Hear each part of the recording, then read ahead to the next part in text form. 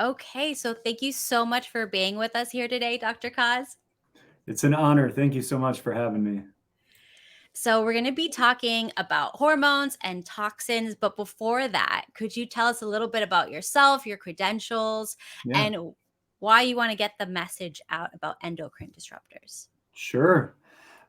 So my story is I'm a functional medicine doctor.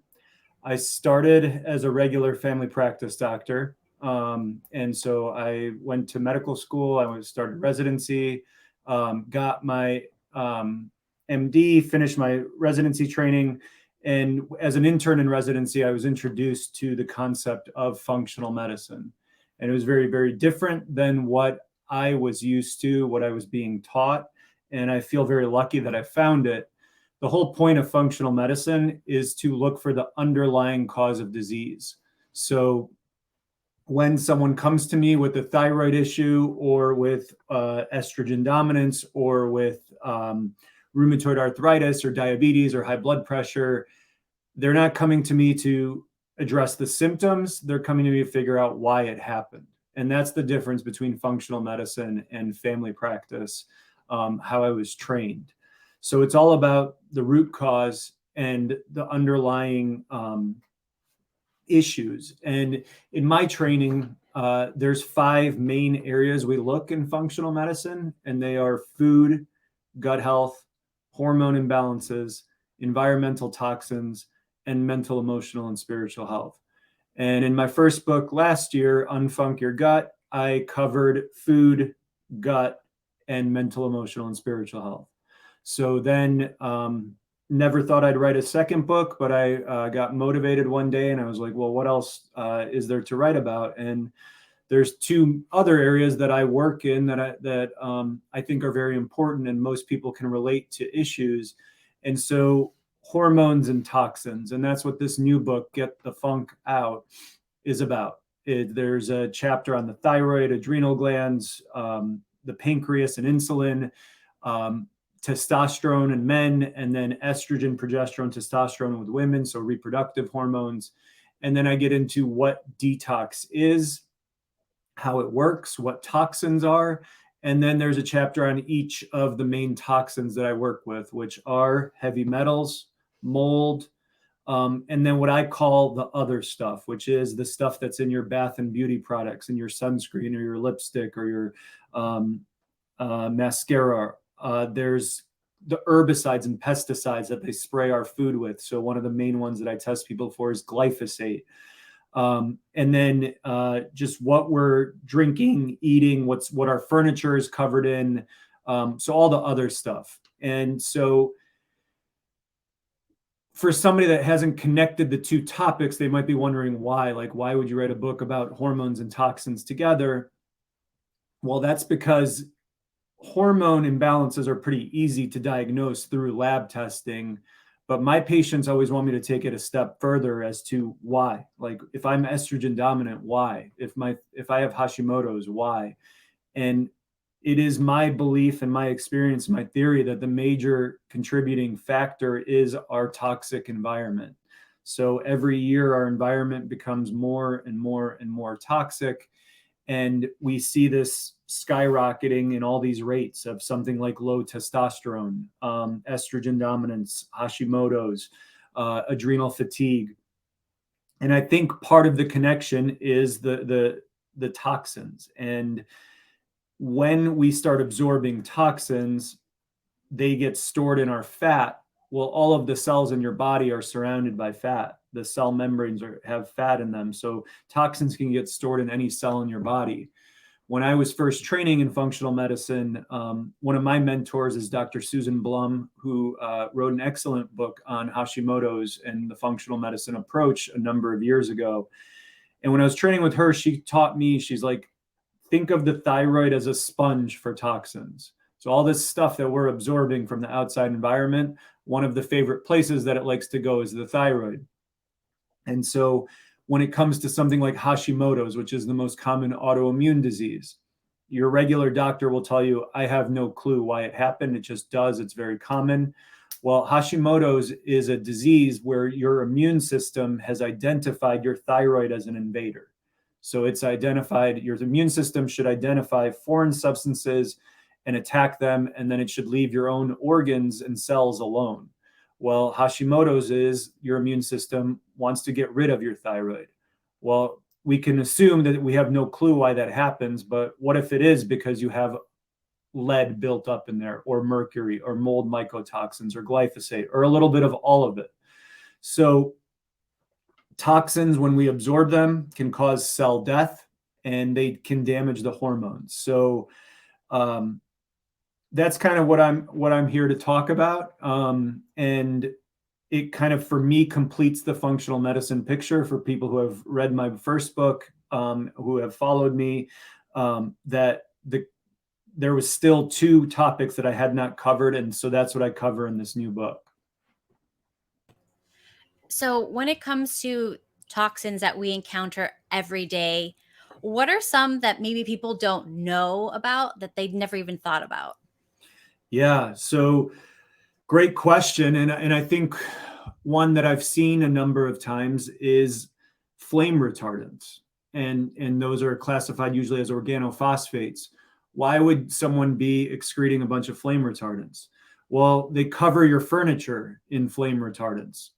So if your house is burning, that it doesn't burn too fast. Well, where are you spending all your time? Usually is sitting in a chair or couch or in your bed. I cite some studies in the book that something very popular now is memory foam mattresses. Well, multiple studies have shown that they've found over 80 different chemicals and toxins in memory foam mattresses. So your furniture is a big one. Just your drinking water, the bottles that you drink from, whether your baby bottle or your plastic bottle that you get at the gas station, the air that you breathe.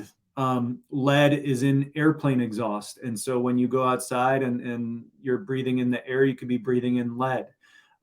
Fish, large fish like tuna are very high in mercury. So I go through an introduction in the book. I take my wife's routine, and that routine is just from the time she goes to bed to the time that she gets up, has breakfast, gets ready for the day, and then plays with our dogs. And I go through every toxin she's exposed to. So it's the mattress.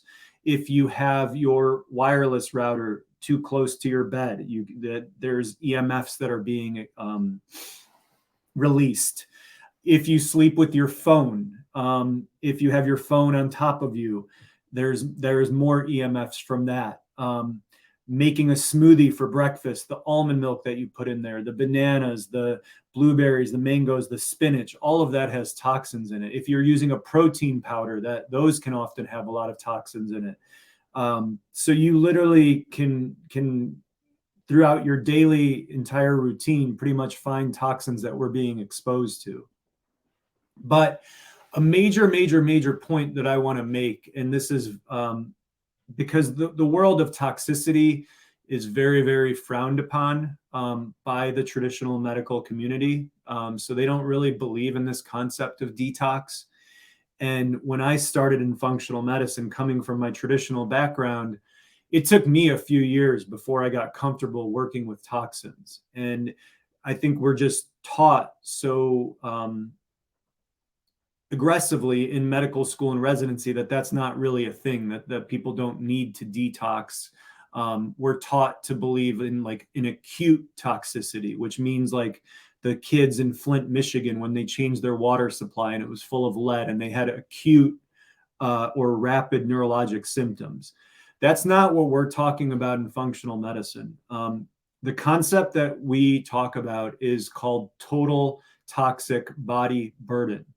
And the best way I could describe that is that we're all born with a bucket, and we fill that bucket with sugar and stress and inflammatory foods and fried foods and dysbiosis, lead, mercury, glyphosate, mold. All this stuff accumulates, and eventually that bucket overflows into disease. And so that's what the concept of the total toxic body burden means.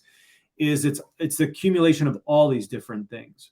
because I'm not saying that just lead causes high blood pressure or glyphosate causes autism or any of that. Like, I'm not saying that. My argument is that the accumulation of all of these things together is then when the body gets inflamed and it could present as disease. So it's not just one of these toxins, but it's all of these toxins combined with not sleeping enough, not eating healthy foods, not exercising, not sweating, not moving your bowels every day. So all of these things contribute to disease. And so that's kind of what an important point that I want to make, because if you go to your regular doctor and you say, hey, like, I want to test for heavy metals or mold, they're going to look at you like you're nuts. And definitely don't say like, I have lead poisoning. That's not what we're talking about. That's, again, like somebody that's acutely exposed. What we're talking about is total body burden, which is a lifetime accumulation of this stuff, which actually starts before we're even born. So we start accumulating, we start putting things in our bucket when we're in utero. If mom hasn't detoxed before pregnancy and she has toxins, they can cross the placenta. So we can be born with a baseline of toxins, and then we enter this toxic world. Yeah, so that's kind of what I'm talking about, and just an important point that I want to clarify in case anybody goes to their regular doctor and tries to bring this up. Yeah, definitely. So I also heard that recently that our clothing is full of toxins as well, especially gym clothing. Everything is now being made with plastic. When I was younger, all underwear was made out of cotton. Now it's made out of plastic, which is mind boggling to me because that's not supposed to happen. And it's causing things like fabric causing insomnia, fabric causing hormone problems. That's crazy. But when I tell people, be careful about the fabrics, they're like, that's impossible. How's it going to get into me? So Yeah. is it transdermal? Yeah, we can definitely absorb these toxins. And that's an amazing point. It's not, I don't even think it's one that I brought up in the book. And that's how deep this can get, and how, we're literally being exposed by like what we're wearing. And an interesting thing is with glyphosate, specifically in cotton. So glyphosate is the main component of Roundup, which is a weed killer, pretty famous in the news. They settled the largest lawsuit in the history of America a couple of years ago against Monsanto, who makes glyphosate. But so most people would be familiar with it as Roundup. But so typically we get glyphosate from our food. We're eating it. Well, one of the top sprayed crops in America with glyphosate and Roundup is cotton.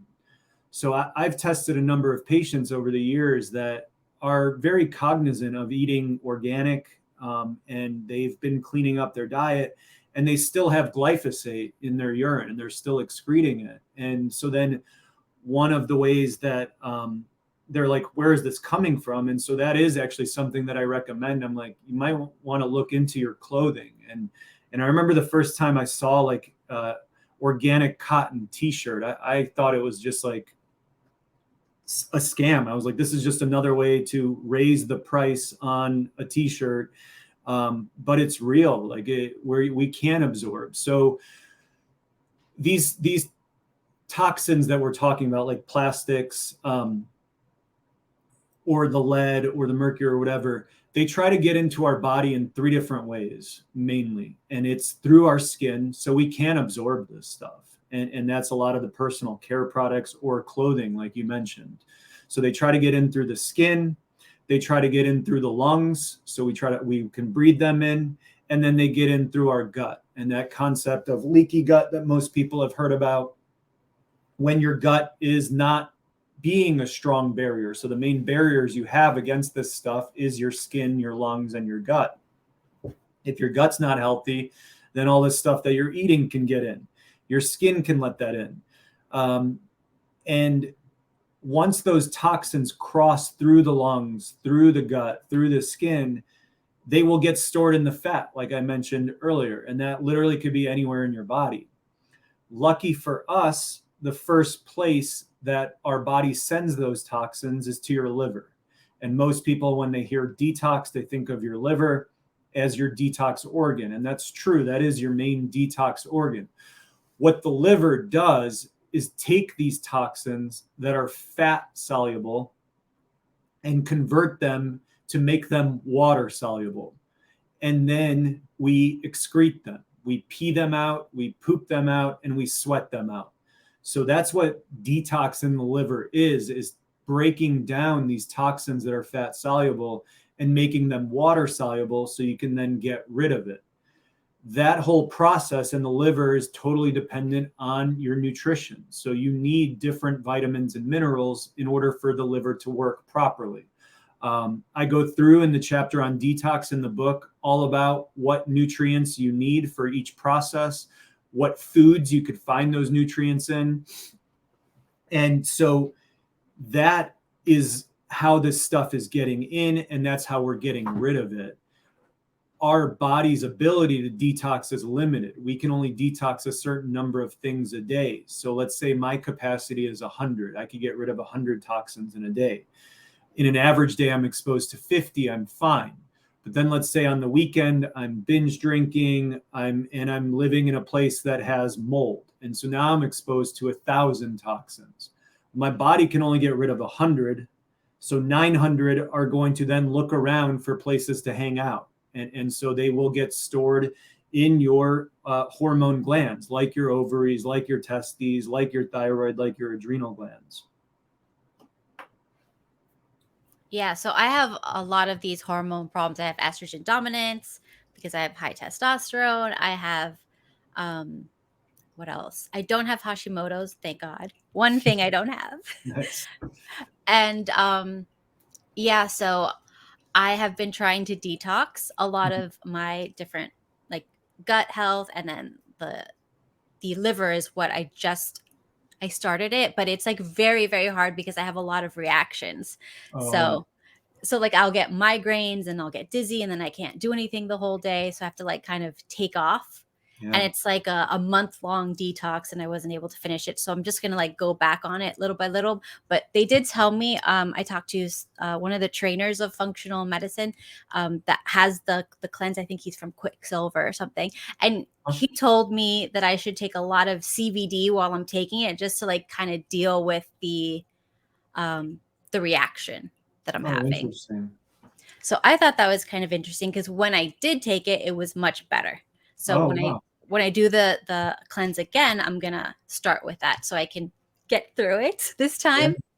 yeah, So when you are detoxing, and some people feel really terrible because let's say they have never detoxed before, because this is not something our doctors tell us to do, even right. though we're exposed to all these things. What is the order of the detox that you do? Like, do you do the gut first? Do you want to do the liver first? Which one? And what are some tips that we can do like in our daily life to Yeah. detox better? So my approach is definitely a little bit different in regards to I don't detox anyone without testing what toxins they have in their body. And so I use pre and post chelation testing for heavy metals, which I explained thoroughly in the book. I test mold mycotoxins in the urine. If somebody has had exposure to a water damaged building, I test glyphosate in the urine. And I also test kind of all those other ones that I've mentioned, like the flame retardants, like the chemicals from dry cleaning, like the plastics. So I would personally never detox someone without knowing exactly what we're detoxing, because the approach to detoxing heavy metals is very different than the approach to detoxing mold. That is different to detoxing glyphosate, that is different to detoxing some of these other chemicals that we've mentioned. So I really prefer to rely on testing, and I really get into in each chapter about what tests I use specifically for the different toxins. But for somebody that doesn't have access to a physician that can order those labs, because unfortunately, again, you can't go to your primary doctor and be like, hey, can we do a mold mycotoxin test? They're not going to know how to order it, what to do with it. So you do need to find someone that is ideally certified in functional medicine. And I recommend using ifm.org, which is the Institute of Functional Medicine. You can search for a practitioner on there. You can narrow down the search to find people that are certified. So those are people that have taken all the courses and passed the certification exams. So my advice, if you can, is find someone who can test what toxins you actually have in your body. Me personally, if I could order one functional medicine test for anybody that I didn't know anything about, I would start with heavy metals. That's how common heavy metals are, is that the overwhelming majority of my patients are testing positive for heavy metals. So, and there's nothing in your history that I need to hear that tells me, okay, yes, we definitely need to test you for heavy metals. One profession that I will always test is in mechanics, or people working with like the highest levels of lead I've ever seen was a mechanic at O'Hare Airport. And so mechanics is somebody that I would always test for heavy metal, but in general, I would test anybody. The same goes for glyphosate, because like I said, I'm seeing more and more now patients that have been eating organic for years and they're still testing positive for glyphosate. So those are two that I would want to hear, that I don't need to hear anything in the history. Mold is something that I would only test if there's been a known history of exposure to a water damaged building. So I learned very quickly with working with mold that the wrong question to ask is, have you been exposed to mold? The right question is have you ever lived in a building which had water damage or worked in? So, because most people that have been exposed to mold have no idea. And another story that I wanted to share is I had this in regards to heavy metals and testing everybody. So I had this couple, they were in their 60s and they both wanted to test for heavy metals, and they tested at the same time.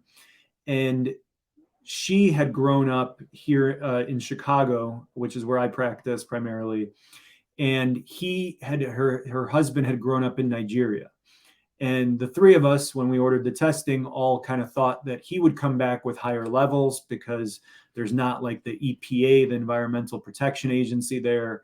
And it's, in theory, you would think a more toxic environment. Well, he came back growing up in Nigeria, tested totally negative for heavy metals. And his wife came back through the roof with lead and mercury growing up in Chicago.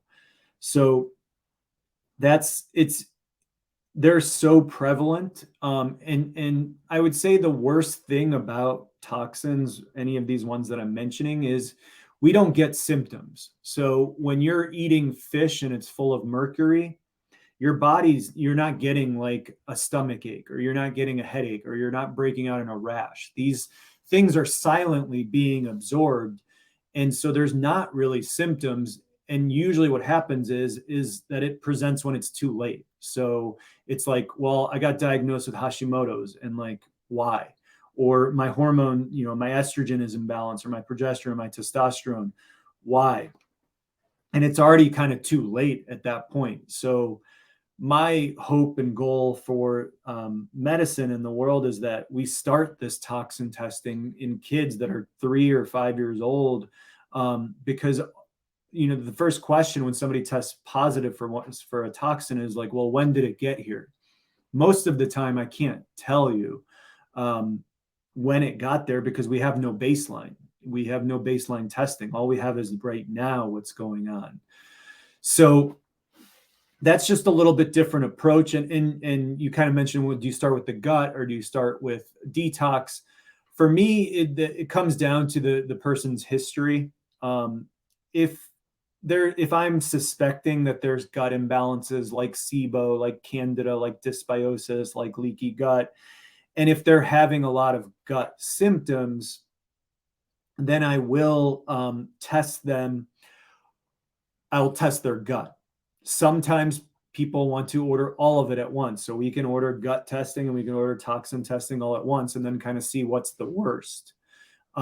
Because one of the ways that we detox is through the gut. You typically want to have a healthy gut going into a detox. So I could definitely make the argument that we should start with the gut. But like later today, I'm seeing someone who came to me with an autoimmune disease and he had a lot of gut symptoms. And so I told him, I am, and also in his history, I forget what it was, but there was something I was like, I really think you should test for toxins. And while we also test your gut. And so today later, we're meeting for his results and his gut testing came back pretty normal, but he's full of lead, mercury, and mold. And something I've seen over the years, most people, since my first book was on gut health, that's a lot of what I see is people coming to me with gut issues. But I've had patients over the years where we're treating the gut and they get better and then they get worse and then they get better and they get worse.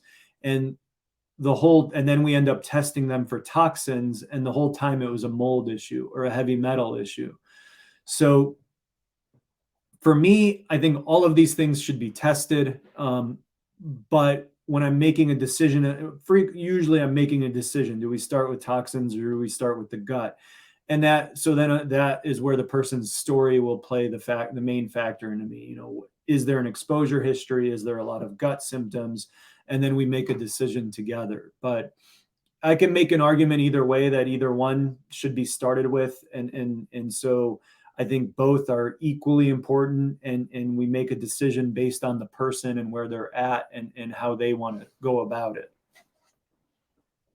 Mm-hmm.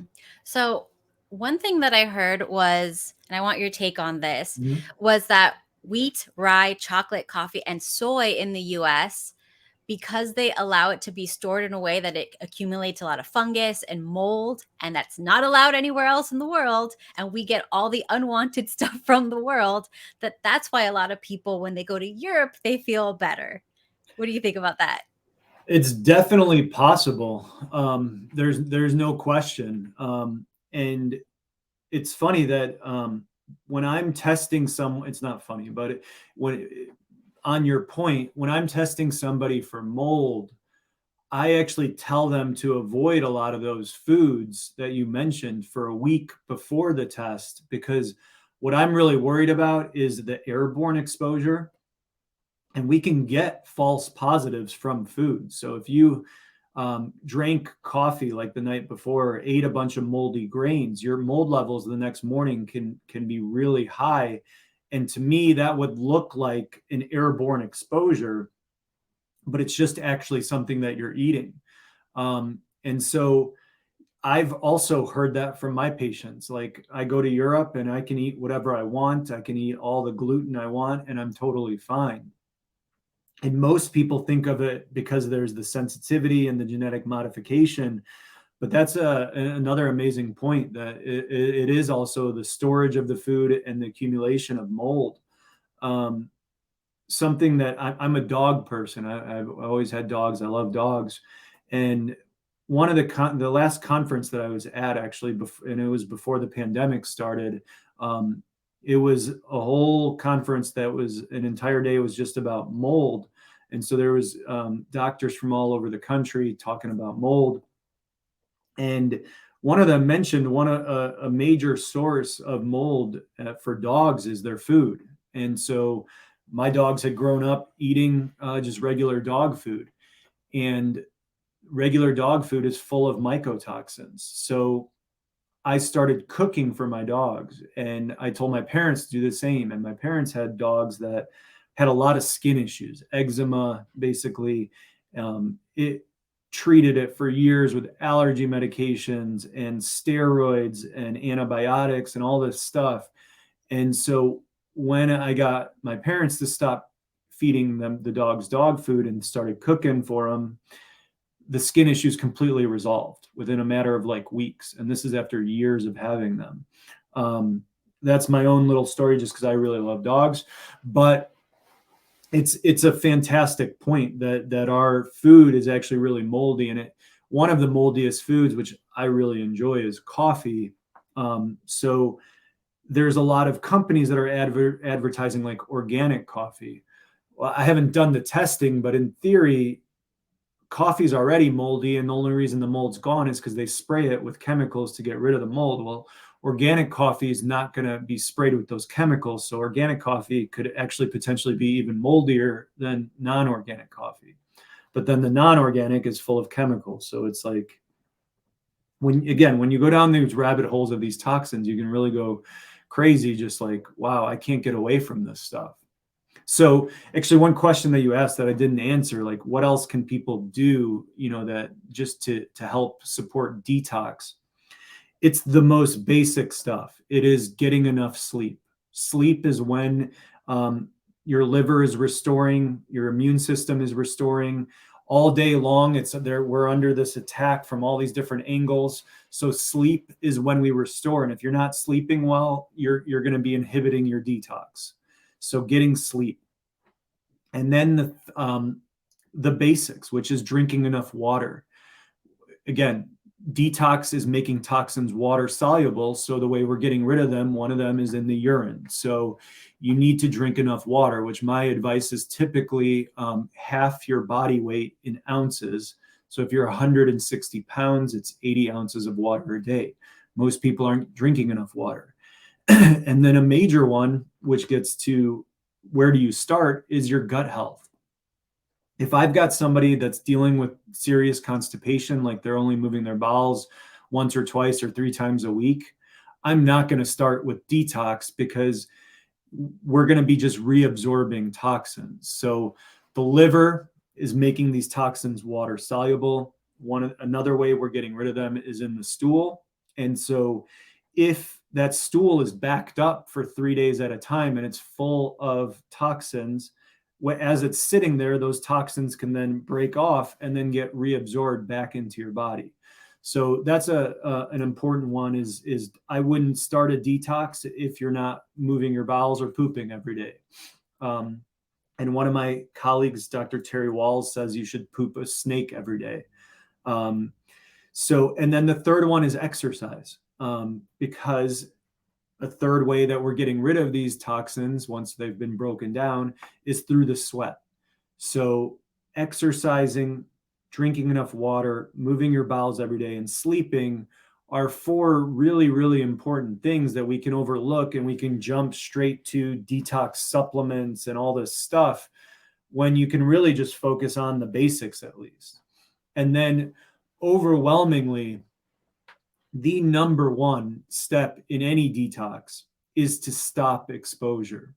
And if you are living in a moldy place and we're trying to detox you from mold, we're never going to get anywhere, because you just keep reabsorbing it. So stopping exposure. If I have somebody that tests positive for lead or mercury, or the other day I had someone test positive for tin. She lives in a house that has private wells, so we're testing her well water. People eating too much sushi too frequently, too many big fish, we're going to stop that. So stopping exposure, doesn't matter what toxin we're talking about, is always the first step. That's a good point, because yeah, I do know someone that had exposure to mold, and then they did a detox and they didn't get better, and then they found the new place had mold. Yeah. So you gotta, if you're dealing with that, if you're dealing with a mold toxicity, I tell my patients to definitely test where they're moving for mycotoxins. So are there any maybe apps that you use or tools that you use to help find safer products? EWG.org, the Environmental Working Group. Most people have heard of like the Dirty Dozen, which are like the 12 fruits and vegetables that have the most herbicides, pesticides on them. And that list is updated every year. Most people don't know that that list is coming from EWG, the Environmental Working Group. So it's a nonprofit that is free. Their resources are incredible. You can go on their website, type in your sunscreen, your deodorant, your cleaning products, and you can get a toxicity rating, 1 to 10. of how toxic what you're using is. And so that's an amazing free resource that people can pick up or just go online and start researching and start changing things. Even like your laundry detergent is something that you can look at. So I personally love EWG. Yeah. I did go through the skincare detoxing route. So I've done that a couple years ago. Then I did the makeup. All my makeup is like super natural. It's from like 100%pure.com, which is like the most basic type of ingredients. Nothing bad there. It does not work the same, but Yeah. you got to give up some stuff if you don't want to reintroduce toxins. But I Totally. grew up on Bath and Body Works, spraying all those chemicals all over yourself. And they were putting DEET on us when we went outside in the mosquitoes and all of that. Yeah. And it's like you just, people that haven't been exposed to this don't think about it. Like Bath and Beauty Works is just like the store to go to. Like it, and this, all these products are promoted and especially by celebrities. So it's like, oh, I got to get that new brand of whatever. And it's like the craziest thing in doing the research for my book was about like the bath and beauty products is that, like with makeup products, that the FDA has basically told the companies to regulate themselves, to, that we trust you. You guys just make sure that you put clean products in there. And, we trust you guys. That doesn't end well. And in like Europe, they do, that frequently these companies, some chemical in their product will get banned there. So then they have to get rid of it here. But we don't in America check on it. So it's like you're trusting these companies at the end of the day, it's just about their profits. And I don't think they really care, because if they find a toxic chemical, then they'll just replace it with a different one that the research isn't out on yet. Yeah, I've seen that all the time. We'll have different products, the same company, same brand, same everything. In Europe, it's completely different ingredients. Here, Yeah. completely different ingredients. Same with food. Yeah. Everything is different. I have a friend in Italy, so I'm like, get the same brand, get the same this, and show me the ingredients. And I show mine. Mine are like pages and pages. His is just like organic this, organic that, and that's the cheapest one in the store. Yeah. And we're paying, I don't know, 4 or 5 times as much for something that's organic and safer, and it still has garbage in it. Yeah. And it just sucks that that's our environment, because people are trying, right? People spend the extra money and they're trying to clean up their environment. They're learning, they're getting sick. So then they're learning about like, hey, maybe I need to clean this up, and they're trying. And then we're still kind of getting screwed over by the companies that are selling this stuff. Mm-hmm. So, what about saunas for detoxing? What do you think about those? Love it. So that infrared sauna specifically is the primary tool that I recommend for a mold detox, because there's two different ways that it works. There's the infrared waves that kind of help kill off some of the mycotoxins in your body, and there's also the sweating, which is helping release them. So I love infrared sauna. I focus on it mostly with mold because I worked with an environmental medicine doctor, Dr. Naj in Martha's Vineyard, where we were doing urine samples before and after sauna, mycotoxins. And after sauna, we were seeing like a much higher excretion of mold toxins from doing the sauna. So I love infrared sauna for mold. I typically personally use chelation therapy for heavy metals. I had a patient that didn't want to do that. She didn't want to do supplements. She's like, I'm going to just do sauna for a year, and then we're going to retest. And her lead level, so a normal lead level is less than 1. Her level was in the 30s. And in a year of just doing sauna every day, pretty much, she got her level down to like 15, which is a huge decrease without the use of any kind of medication or supplements. So that was one that I was even shocked. I was like, I can't believe how far this came down with just doing sauna, and specifically the infrared. With sauna, you have to be careful, because a little bit different, but like my favorite room in my gym, was the steam room. And my gym was in downtown Chicago, and I loved it. Every day after either work doing weights or playing basketball, which are my favorite things, I would sit in the steam room. And then one day I was sitting there and I was thinking about it, and I was like, they're using the Chicago city water to make this steam. So I'm like literally sitting here breathing in like pharmaceutical products and lead and mercury and all these herbs, all this stuff is in the city water. So I'm just like, I never used it again. And it was literally like my favorite room. And then also with like the wood saunas, you have to be careful. Like if they're putting a bunch of weird chemicals on the wood, like you can be breathing that in. So again, these like things that we are doing that are like healthy, we're still kind of getting stuck. So that my personal advice is the infrared sauna for detox specifically is a fantastic tool. I love it. Yeah, I do the infrared sauna about 2, 3 times a week if I can, at least once a week. But I mean, when I tested for heavy metals, I was really good. I didn't have anything, Nice. which is weird because like everything else is messed up, but like that was good. And I didn't have mold, which was like really great because I live in Florida and everybody Yeah. has mold problems here. But I still have like really high estrogen. So do you have any tips for lowering and detoxing estrogen? Because I keep thinking like I gotta be exposing myself, and I keep looking into this and this and this, and there's always more ways you can be exposed. What kind of testing did you do for heavy metals?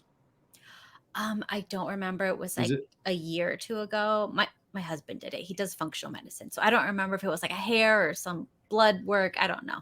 so because a lot of practitioners, I mean, we all have different ways of doing things.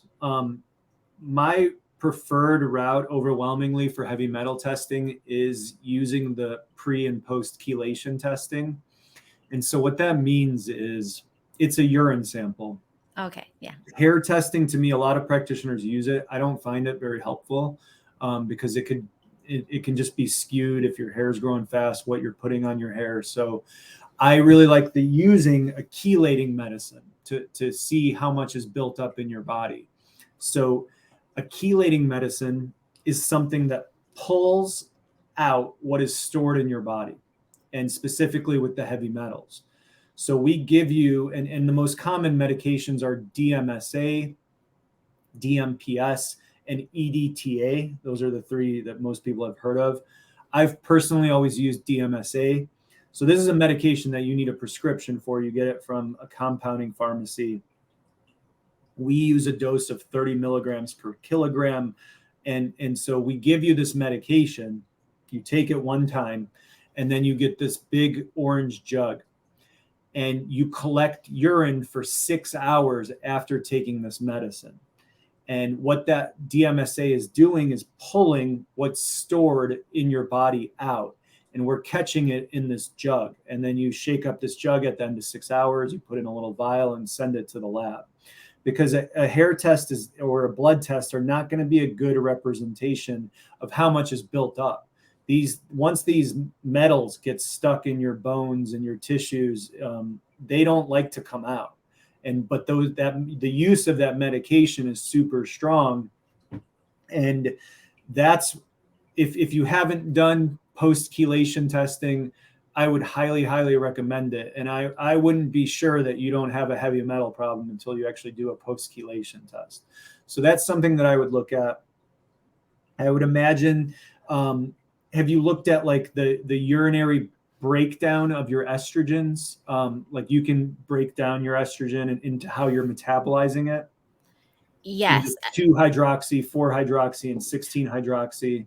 I So wish I remember which one, but I know I did like the Dutch test, the cycle long one. I did it multiple times. yeah. So you can look at how you're detoxing the estrogen if it's high. There's the basics of looking at diet, which I assume you have, looking at gut health. I would look at the adrenal glands, and because sometimes if the cortisol is out of whack, then Yes. you can't get your estrogen under control. So I would look at that. SIBO, Candida, dysbiosis. I would look at that. And then if you hadn't, I would look at glyphosate levels in the urine. And then I would do testing for the other toxins to see what else could be underlying. That would be some of the stuff that I would do. Yes, I do need to do a lot more testing. I know I need to do more testing. I'm personally all about the testing. I feel like just being a physician, I have the unfair advantage of having access to all these tests. So but that's why people come to me is like, hey, get this testing done for me and then tell me what to do.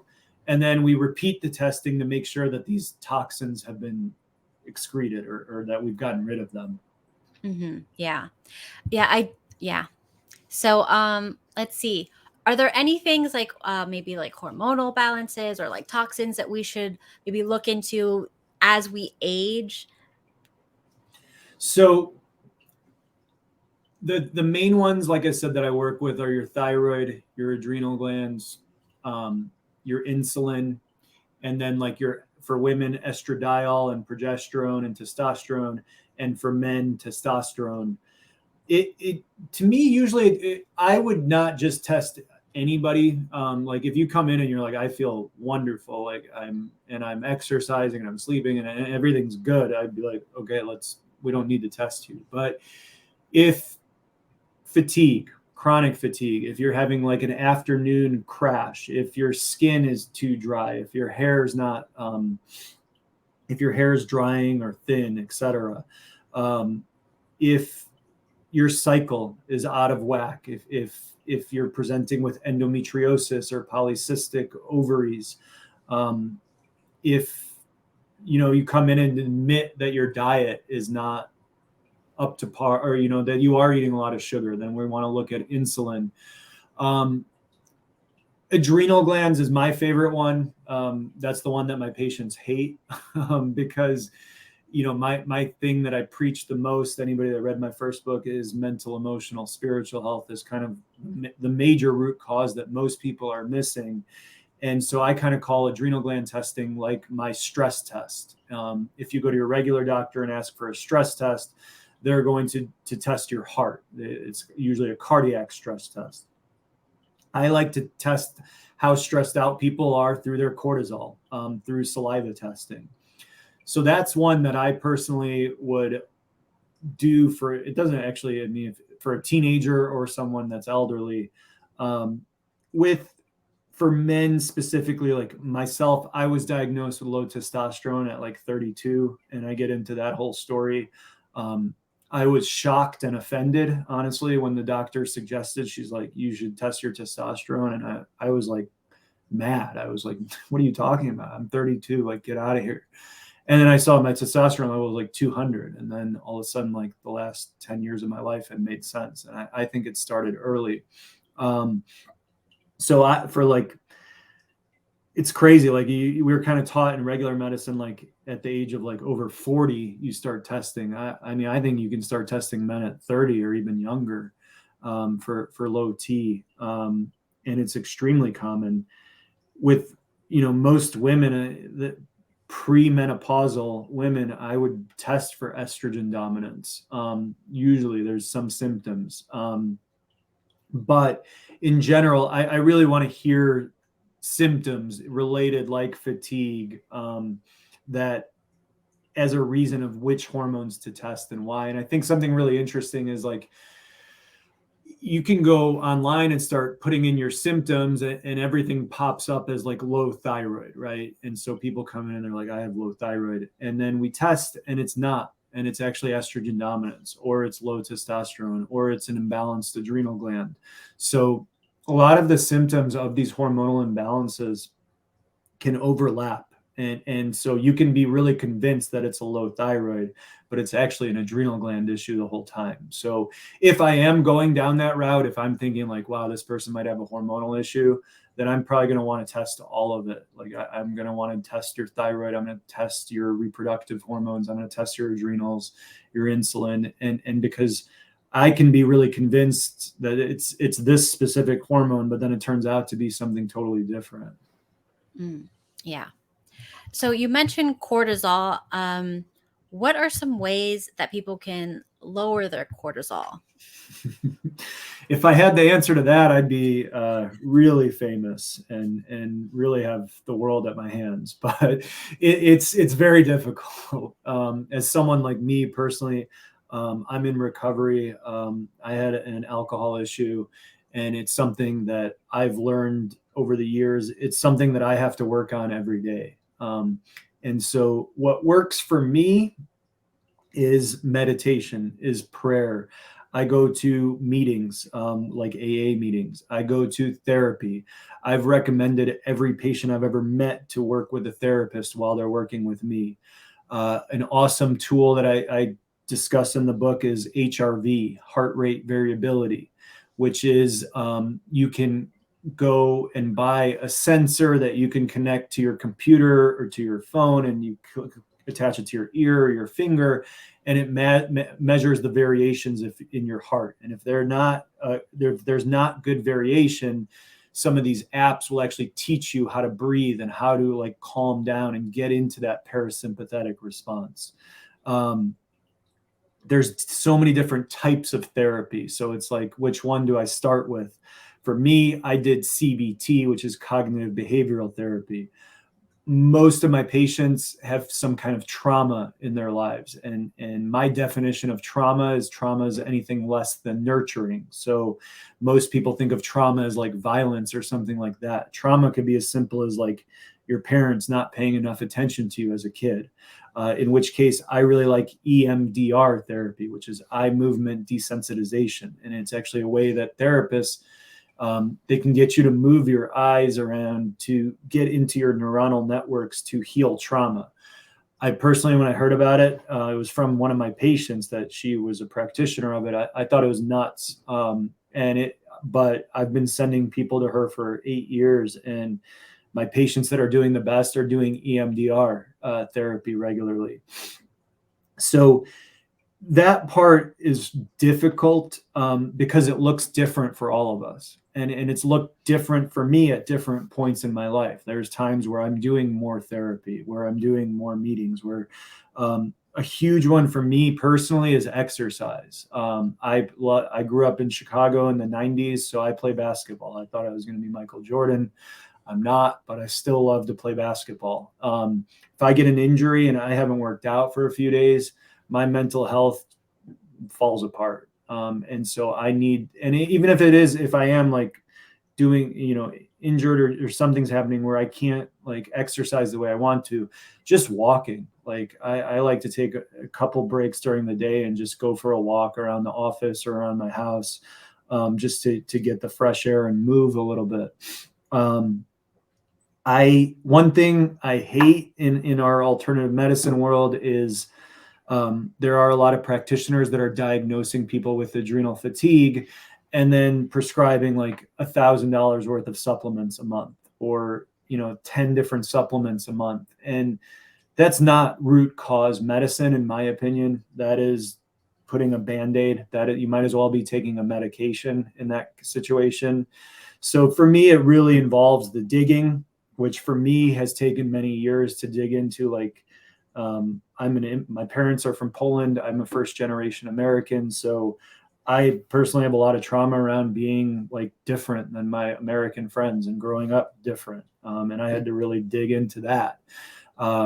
And so there's a few supplements that I like adaptogens, like something like ashwagandha or L-theanine, which are herbs or roots that help lower cortisol. But relying on a supplement, taking it at night to fix my adrenal glands is might help a little bit, but that's not really getting at the root. And I think it really involves working with professionals that are trained. I mean, I'm not a mental health professional besides like my own life story. Like I've been through a lot, and so I can sit across the desk from my patients and understand why it's so difficult, because that is the thing where my patients are like, you know what, just tell me what supplements to take, tell me what diet to follow, and everything will get better. When I first went to my first group therapy session when I was getting sober, I literally was stomping my feet in front of my therapist, like a little kid. And I mean, I was in my late 20s and just not wanting to deal with that stuff. So for me, it really, my advice, if somebody's trying to work with their adrenal glands, is really to do the digging. And it's a good and a bad thing, but in my opinion, it's a lifelong process, and for me, it's a minute to minute, second to second, day to day process. And that was very difficult for me to experience because I am a checklist person. I make goals, I write them down, and then I cross them off. Write a book, write a second book, start a practice, do this, and that's worked very well in my life, is like making lists and working towards. Well, I did that with my recovery. Like, they told me to like get sober, and I was like, all right, go to AA, do all this stuff. And I did all of it, go to therapy, and I was very successful. And then I crossed it off. I was like, all right, I'm good here. And it didn't take long for all of that stuff to just go away. And I just went right back to like my old way of thinking. So I, the hard way, have learned that this is, for me at least personally, and I think most of us, it is a lifelong process that we need to work on every day. Good point. So tell us about your book and where everyone can get it, and where can listeners learn more? Yeah. So my website is the best way to get a hold of me. It is doc-koz.com, doc-koz.com. And on my website, there's links to getting both books on Amazon, but they're available on Barnes and Noble. Your local bookstore is not going to have them in store most likely, but they can order them and get them within a couple days. The biggest thing, if someone's just looking for my books, so they are Unfunk Your Gut and Get the Funk Out. Funk is spelled with a C in both books. And that is because at my practice, we used to have t-shirts that said, we put the funk in functional medicine. So that's where the funk comes from, but it's spelled with a C. I am on social media. I am, as someone said the other day, I'm lame at social media. I'm not very good at it. But I'm on Instagram as doc_Koz. And then my name, Peter Kozlowski, MD, on Facebook. So I do post links to media that I do and other things if I'm doing a lecture or talk somewhere or something. But those are great ways to get a hold of me. If someone, doesn't have access to a functional medicine doctor, I personally put, my life's work into these books. When I got very lucky when I started in functional medicine, I got to train at Dr. Mark Hyman's clinic in Lenox, Massachusetts, with Susan Blum, with Deepak Chopra. So I had these really awesome influences to start, and I've been going on 9 years now in solo practice, worked with everything from babies to elderly, with everything from autism to dementia and everything in between. And so my books are my approach, and it's different. Every functional medicine practitioner has their own little style. So I know my way is not the only way, but it's what I've had success with. So there's a gut health book, which will help with diet. And then there's this new one, which has all about hormones and toxins. So first half, each chapter is about a different hormone. Second half is about what detox is, and then each different toxin that I work with and how to test them, how to detox them, what nutrients, what medications, what tools I use to help someone detox. Well, I'm going to put all those links in the show notes for everyone to check out. And is there anything else you'd like to leave the audience with before we go? No, just thank you for listening. Thank you for having me. It's an honor. And I'm very grateful. All right. Thank you so much. Thank you.